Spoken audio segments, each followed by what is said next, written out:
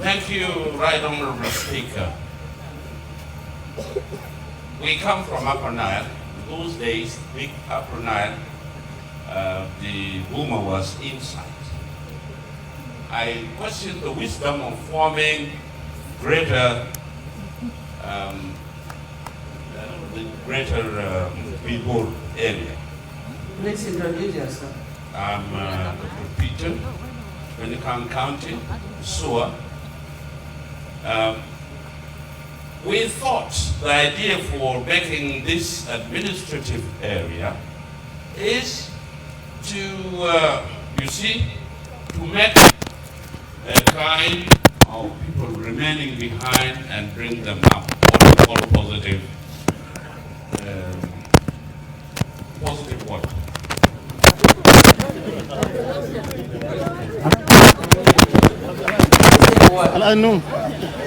What's the change? Or what do you mean?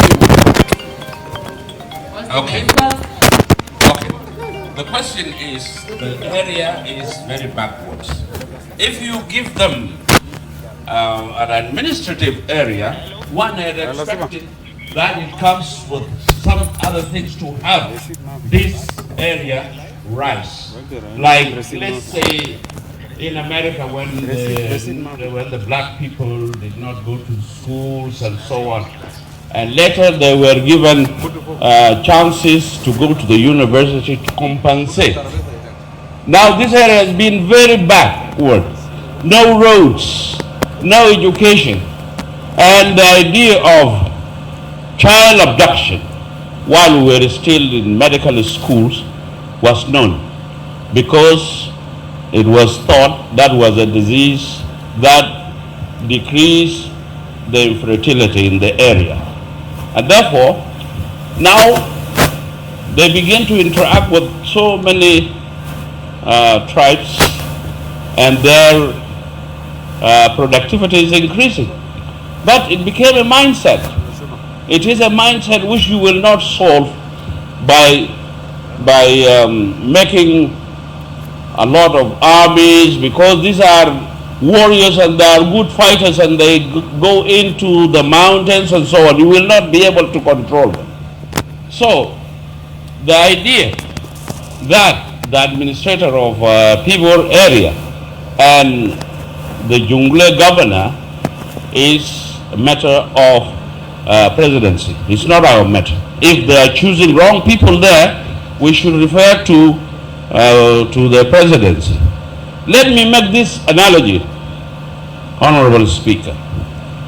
If you went to a doctor today and you complain of high fever, and the doctor decides to conspire on you, or he has no medical will, he will always give you something to put down the fever. Every time you come, the fever increases. This is what is happening to our country. It is not only in Jonglei and administrative area. The country all along is boiling. You go to a Puk and other people there, you go to everywhere. There is fighting. Therefore, the only solution we can put forward is for this house to pressure, if possible, to bring about the true peace. And that if we make security arrangements, hasten it and faster it, and those who have not gone for training, they go there and they come out, and you cover all the country, then you will be able to start the real development in this country. So that you open roads that can go into Buma area and open up and bring schools, and you bring people in contact with others. Those guys are very isolated, and you know the isolated communities, how they behave. They don't think like we do now. All you need is to get the cow, all you need to get the goats, all you need to get the children. They don't kill these children, they make them their own. They want to increase their number because they are warriors. This will never stop with the measures we are putting here. What will stop this is the peace. the real peace all over the South, so that after this peace, we can go for disarmament of all the civil people who are bearing arms, and then, only then, will we talk that the country has stepped into development. Thank you very much. Thank you. My name is Mary Nawai, the Minister of Parliamentary Affairs, and I'm also a member of this House. I'm representing Iba County, SPLM, Western Equatorial State. Right Honorable Speaker, allow me to thank my sister, the Minister of Interior, and also the Governor, including the Chief Administrator, for coming to this House to share their experience in their respective states with the August House. Right Honorable Speaker, it's very important to mention that when the members of the executives are summoned, it is an obligation that they should appear before this House, because it is the interaction with the members of Parliament, because they are representing the people of the Republic of South Sudan, and it's very important that you come as an executive to share with them on the summon that you are summoned to present the issues in your states or in your ministry. It's very important. Right Honorable Speaker, I would like to thank all the members who have talked about the issue of Jonglei State. I'm not going to repeat what they have said, but I'm just going direct to the, one of the recommendations. It is important that we have representatives in this House representing Greater Bibor and also representing Greater Jonglei State. We are leaders in this country or in this House. We have noticed that what is happening is not good for our people. Our people are being killed, children are abducted, women are raped. So we have felt it as members of Parliament that it cannot continue. So I'm suggesting that it is our collective responsibility, the representatives of these two greater areas, Greater Bibor and Greater Jonglei. Let us join hands together with our governor and our chief administrator to make sure that the criminals, because we cannot generalize, the criminals in our communities, the criminals in Bibor and the criminals in Ibor or Jonglei State, let us join hands together to identify them, because they are within our communities. We cannot continue defending, because when we listened carefully, the administrator was saying children were abducted by armed youth in Greater Jonglei. And the same thing in Greater Jonglei also, they only say armed youth from Greater Bibor. So let us not defend ourselves. We know them, let's come out and mention them or identify them, so that people of Greater Bibor and Greater Jonglei can sit together and talk to their people that what you are doing is not good. The solution can come out, Right Honorable Speaker, from the people of these two greater areas, if we really want peace in these areas. Because we can talk here, we can come out with a lot of solutions. A part of the people deciding to say we are not going to continue to live in this problem with our neighbors. Let us have peace. Let us discourage the abduction of children.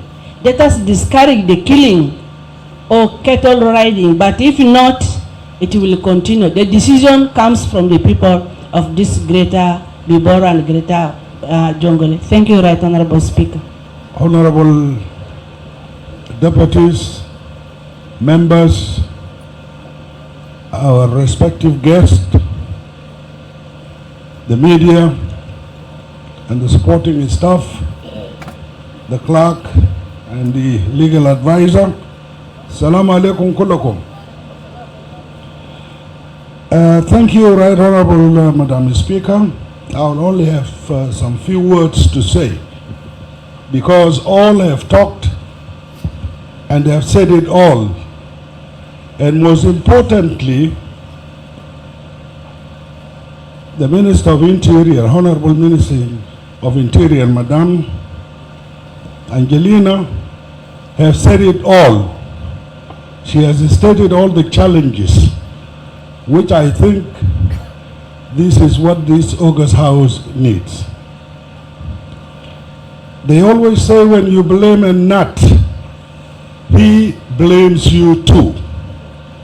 If we go blaming the two, the governor and the chief administrative area of people, they will also be blaming us, because they are not the first to have sat into those offices. There were governors and administrative, chief administrative areas before them. So we do not need to blame them that much. What I'm trying to say, Right Honorable Madam Speaker, is that let us direct all our proposals to the presidency. And here is a question to the presidency. What criteria do you use in a very troublesome area when you come to appoint the sole authorities in that? This is very important, because they'll have to consider that since this area is so much problematic, you don't just go getting anybody to be there. My observation also to the chief administrative area, he calls himself His Excellency. Locally, I'm telling you, you're honorable, you are a honorable, you're not an excellency. Please, you got to know this.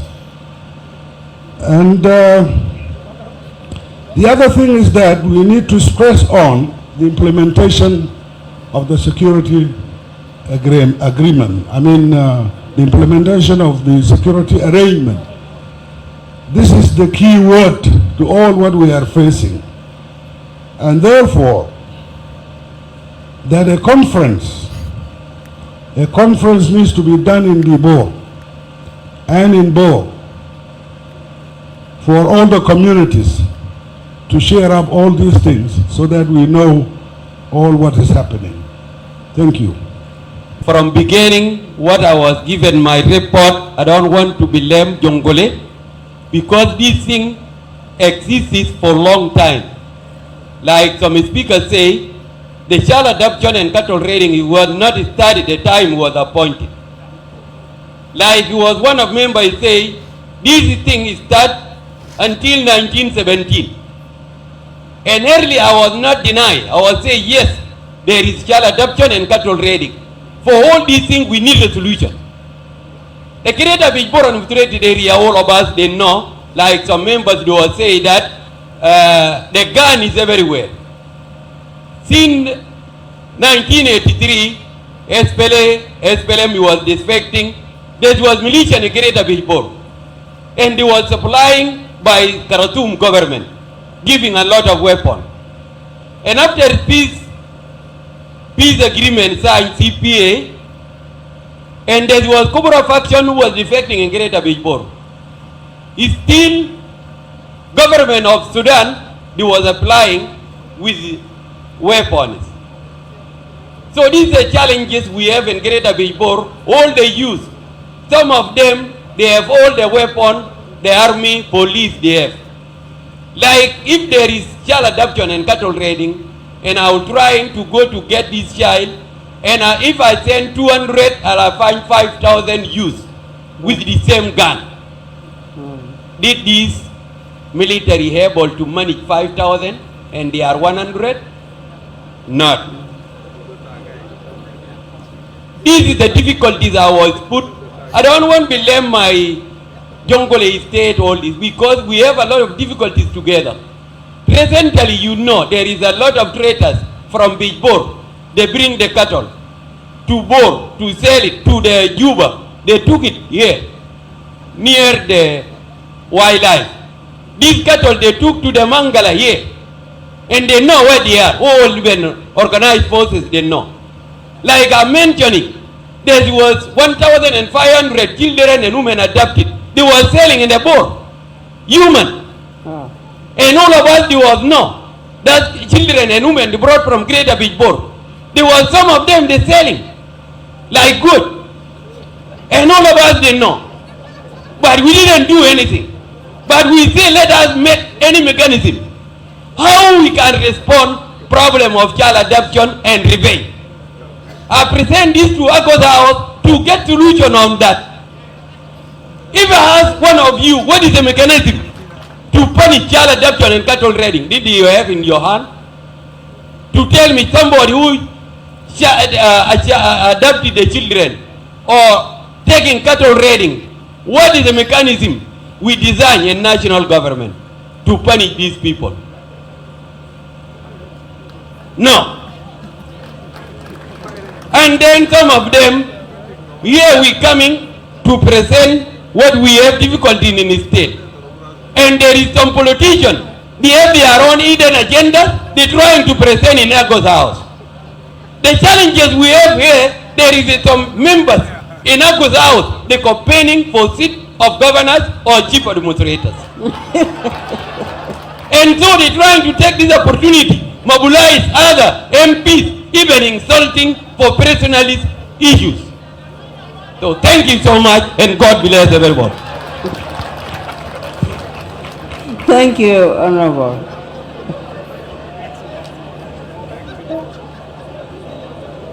Okay, thank you. I don't know, the issue of title, I think it is decided there in the cabinet. Governors are called excellencies and chief administrators. That's what I heard. Thank you so much for giving me the opportunity to respond to the question that were asked.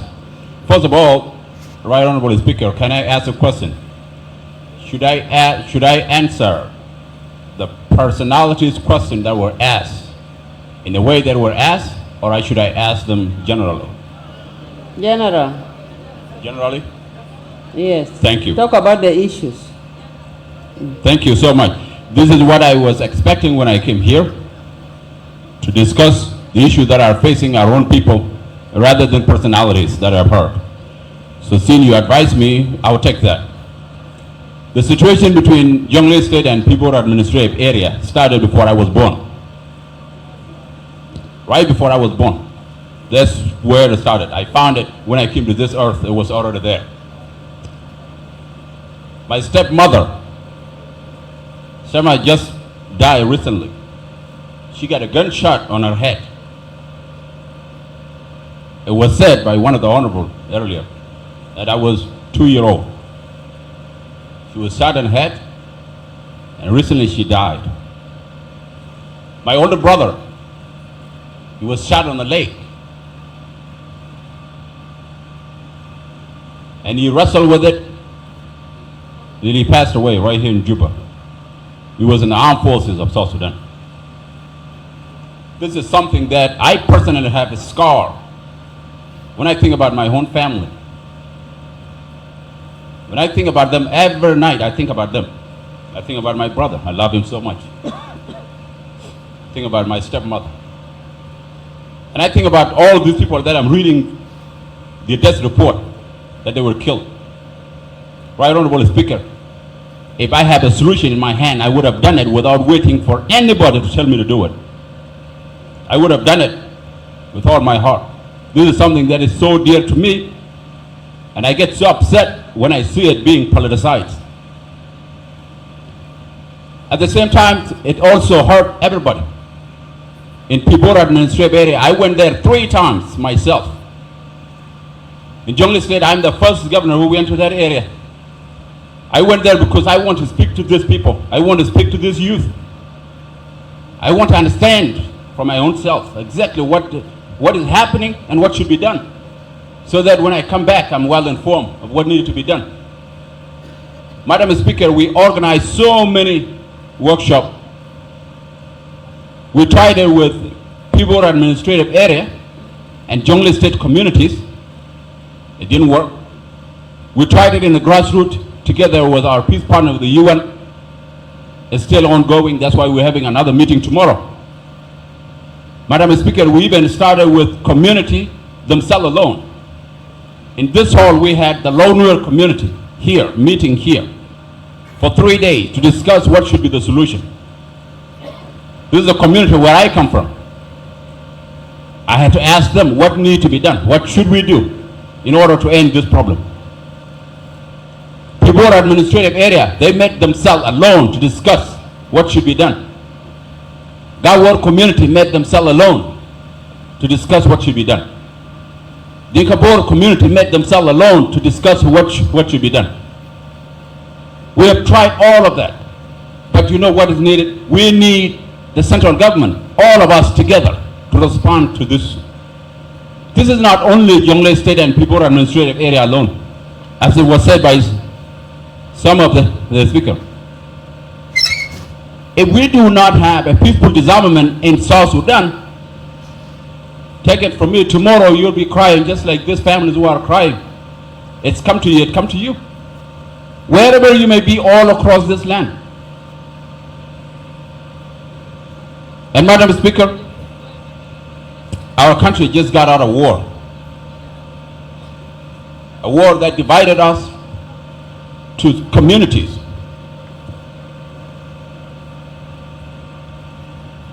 And right as we speak right now, the unified force still not even graduated together. We have some areas in our country where if you're from a different party, you're not allowed to go there. As we speak right now. And all of us were sitting here in this Agos house representing all the parties. I heard it earlier when the speaker got up, they would say representing SPLM, representing SOWA, representing other political parties. But outside our land, people are divided out there. And people from here would say, well, agreement is not yet implemented here, we're not united there. So imagine if leaders are divided, how divided would be our citizens? If the leaders that they so trust, that they admire, that they look up to, are divided, how divided would they be on the ground? If that happened, it's not the makeup of governor or chief administrator. This situation, it was said earlier that chief administrator failed or he is unable to discharge his authority. No, he did not. He's doing it every day, and I witnessed to that. The work that we're doing to make sure that we wait until when the unified force is graduated, deployed. Once it's deployed, then there will be no area in the country where one area is controlled by this group, one area is controlled by this group. And let me tell you, all of this arms that our youth are carrying, most of it, they get it after the split, when the country split. Some of these youths were like involved in fight. They still have those arms with them. So as long as you don't collect those arms, as long as peaceful disarmament is not done, every solution we do will be temporary solutions. And we will always sit here and discuss the same issue every now and then. Chief Administrator and I, we're there because we love our people. When this government was formed, to remind you, I was the first minister of higher education. I go to Jonglei because I love my people. This is where my permanent residence is. Everywhere I'm at, I'm a temporary resident. This is where my permanent residence is. I love it with my heart. There is no way I would be somewhere else and not care about what is bothering them. One thing I also want to mention here, I was there from the beginning when this peace agreement was negotiated until it ended. Personally, within the parties, I'm a chairman of one of the political parties. In this Hagos house here, I have members of parliament that I had to appoint to the parliament. and to other part of the states. So whenever national issues are discussed that need parties, my contribution is also needed. And as long as we continue with this way, my contribution will also be needed. So you are going to see me a lot. If somebody is bothered by seeing me, I will always be there to make sure that we contribute to make sure that this South Sudan move forward, because it will move forward with all of us, with our children and great-grandchildren. And so I ask this August House to let's keep politics. Order on what now? Let's keep politics away and let's discuss things that are a point for this country. Thank you very much. I would like to clarify a couple of things, then I'll make also my contribution to the debate. A statement that came from one of the speakers or one honorable member, who is Honorable Jonglei, who said that we imply that there are no forces in some of these areas where these issues occurs, whether in administrative area or in Jonglei state. I want to correct that. We have police, and there are also other organized forces. I know that there is an army deployed. The numbers may not be adequate. In my statement, the recommendation was that they need to be empowered.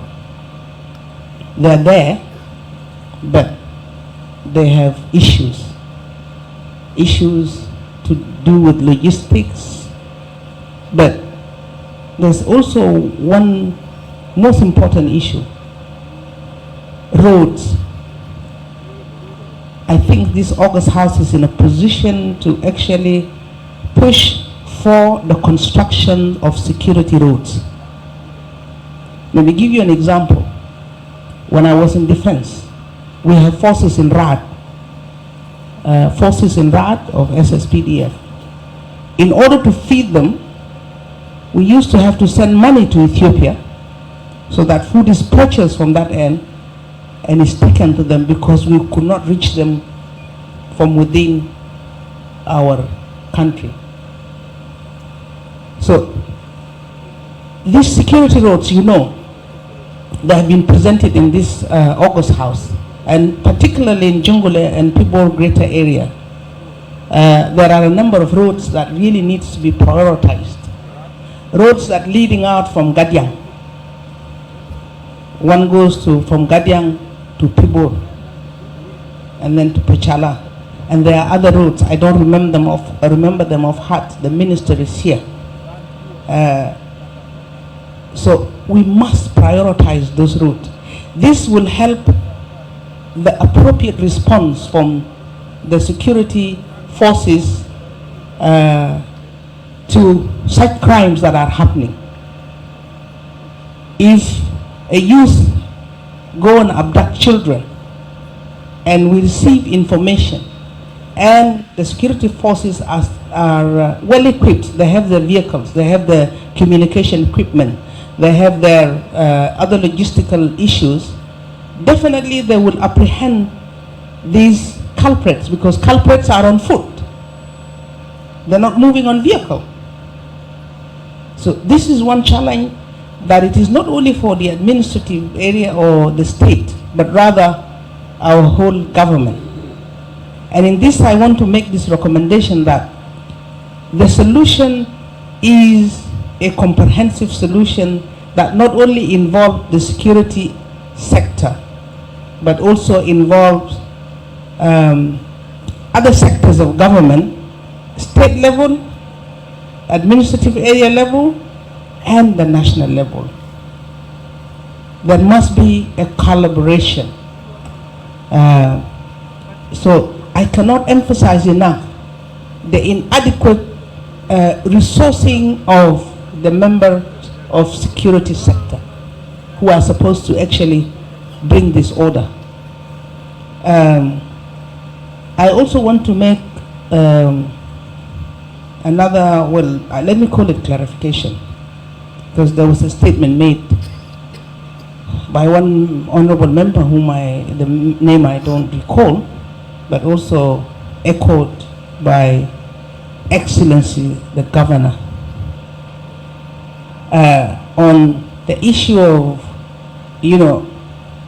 areas controlled by different forces under different command. The peace agreement has mechanisms. The peace agreement did not forget that while the unified forces are not fully unified and deployed, there must be one command center. And this is a mechanism called JDB. And let me read. This is in the agreement. Article 2.4.2. These are the mechanisms that are handling the implementation of the peace agreement and overseeing the security of our country while the unified forces are not yet fully unified and deployed. And it goes, the Joint Defense Board, JDB, shall be formed at the level of the chiefs of defense, chiefs of staffs and director generals of national security services, police, and all other organized forces to exercise command and control over all forces during the pre-transitional period and also while the unified force is not deployed. They sit often, they're aware of what's going on in all those areas. In fact, I can say that there has been a great improvement, because before, if anybody is to move from one area to another, you used to have to inform the citizen that I'm moving from one area of control to another area. Now, as we speak, these areas, the movement is more or less free. Information shared, and people move without actually reverting to citizen. And in this connection, it's important also to recognize progress. If you compare 2023 and 2022 security situation in our country, there is an improvement. That doesn't mean that we're satisfied. We still have very serious issues. As you're hearing, those criminal activities that are happening in our country.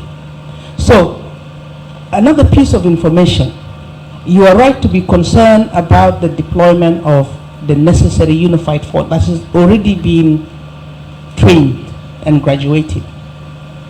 I can here inform you that now the JDB that is responsible as per this agreement for the deployment have taken a number of steps. And these steps, we're hopeful that within the next few weeks, we should be able to have the issue handled at hand. And let me give you more information why I'm saying this. We had a number of issues. One of the issues is the unification of the middle echelon of the command, which has been addressed in most of these organized forces. There are small issues that are still being handled, and it's with the principal. So I can tell you at the technical level, the SSPDF, the police, and the other organized forces have already presented to the principals. So we're hopeful that in the very near future, we would have an answer to that unification of the middle echelon of the command.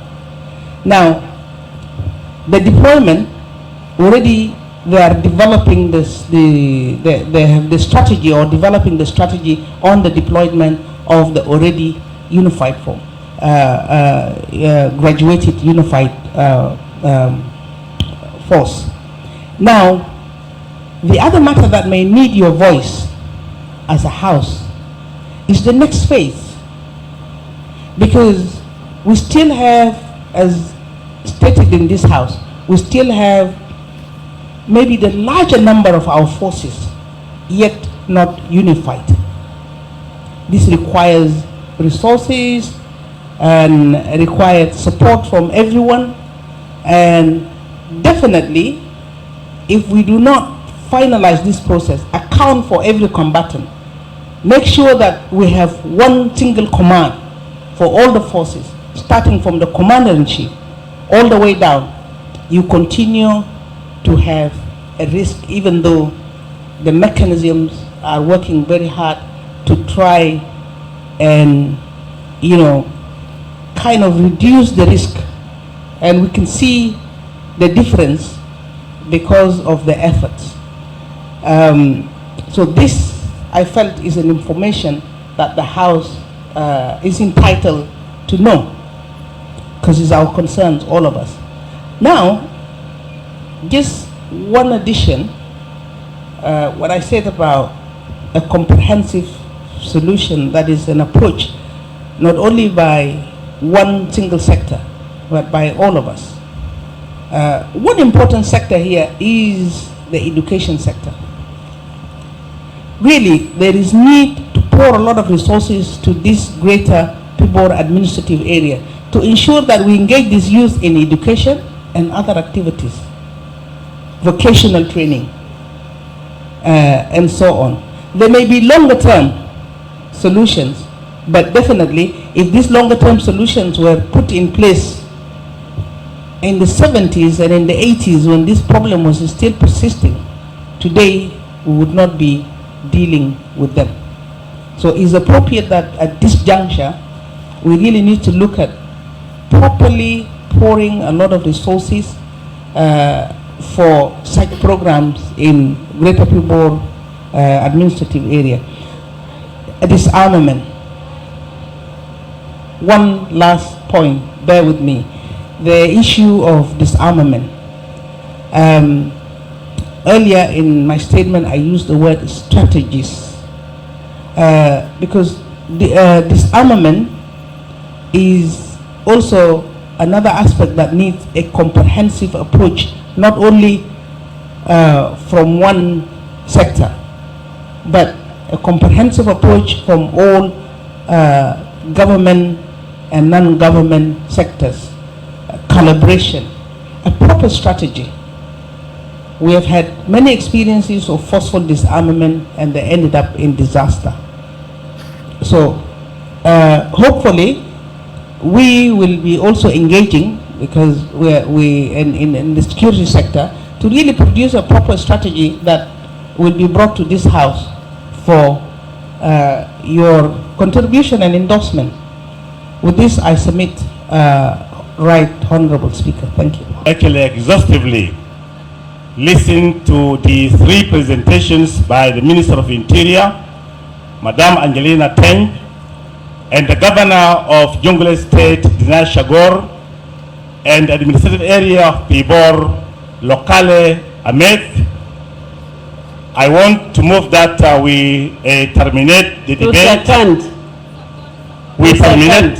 Yes. You are seconding. Yes. But I want to add that we need to take the scientific medical research to be taken actually on the issue of infertility in the Pibor area, and the issue of appeal also to the faith-based groups to go and evangelize the churches and the mosques, to go and evangelize so that there is peaceful existence in the area. Thank you very much, Madam Speaker. Shukran jazilan. Agree with this? We agree? Thank you very much. Yes, we have agreed to terminate. Minister, already the motion has been read. The Minister of Roads is here. He wanted to say something because you mentioned something about roads.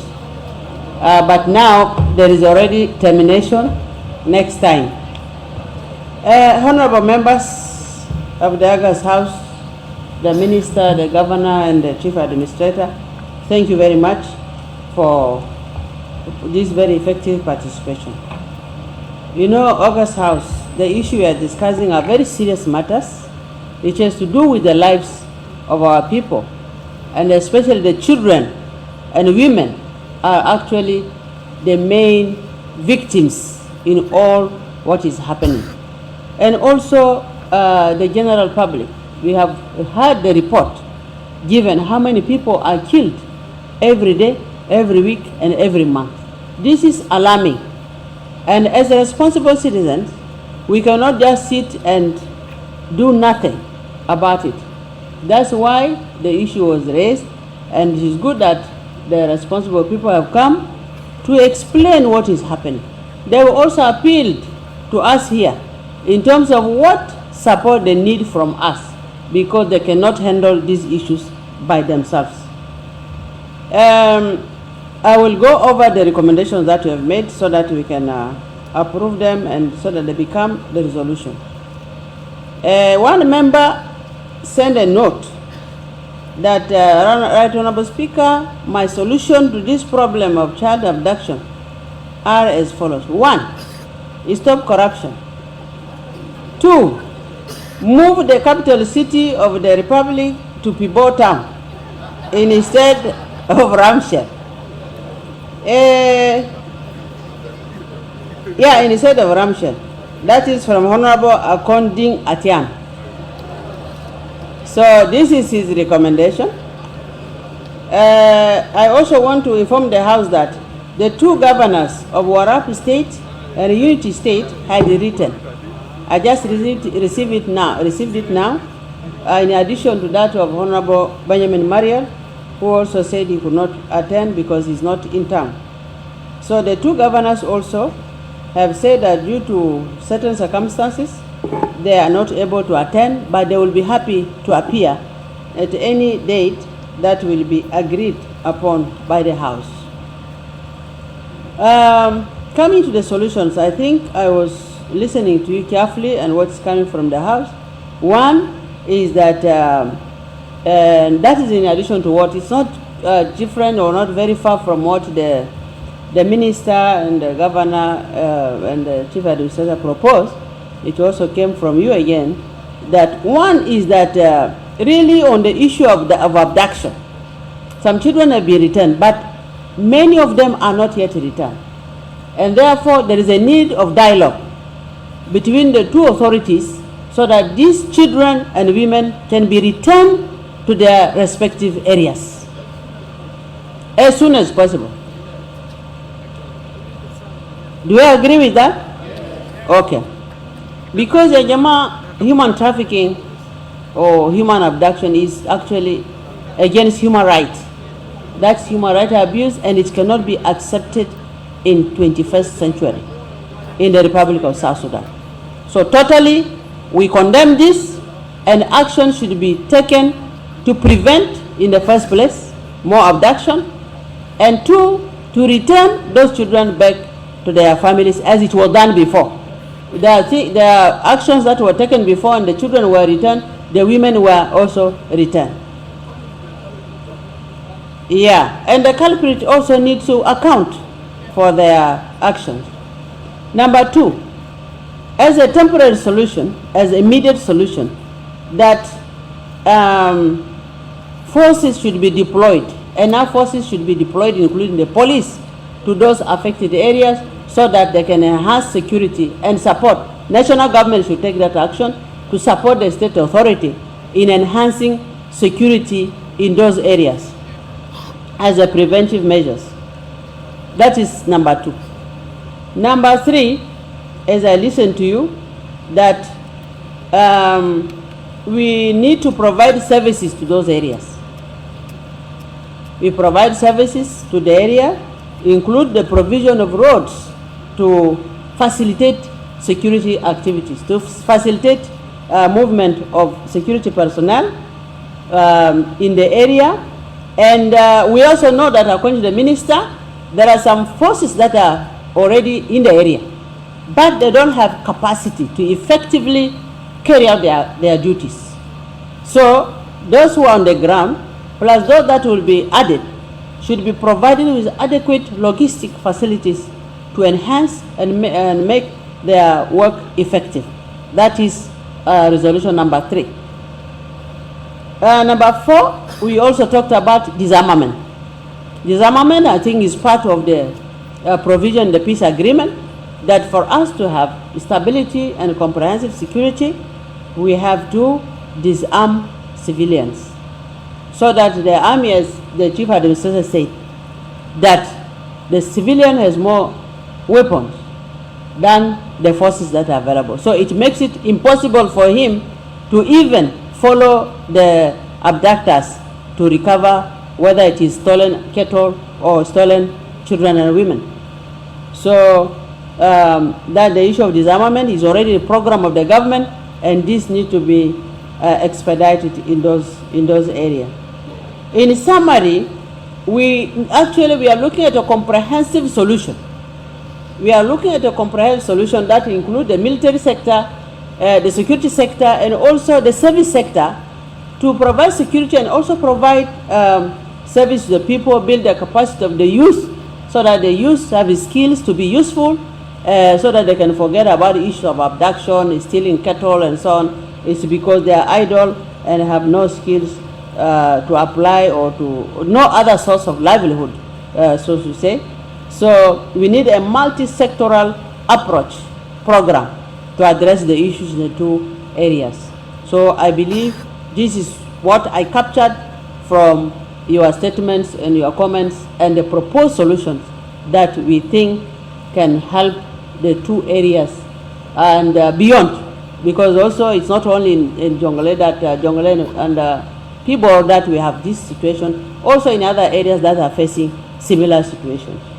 Have you agreed with my summary? Thank you very much. If there is any other thing you think is left out, please write it down. We'll give it the Secretariat to put it as a solution, because we really need solution to the problem. Otherwise, thank you very much for your contribution. It's a national concern, and not only a concern for the two areas, because we are here to represent the interests of all the people of South Sudan, and it is a collective responsibility. With this, I thank you once again, and I give the mic back to the clerk. This serves to inform all the honorable MPs who are participating in East African Interparliamentary Games. Dear honorables, this is to inform you that the training is ongoing. I am requesting all honorable members who are participating in basketball to come for the training on 10th October 2023, Tuesday, at the Basketball Federation in Nimratalata, opposite Ministry of Mining. Please come with your 2 passport photos for the registration purposes. Time 5 p.m. Playing Ground Basketball Federation. Signed Honorable Bolduop Nyot, Captain of Basketball Team.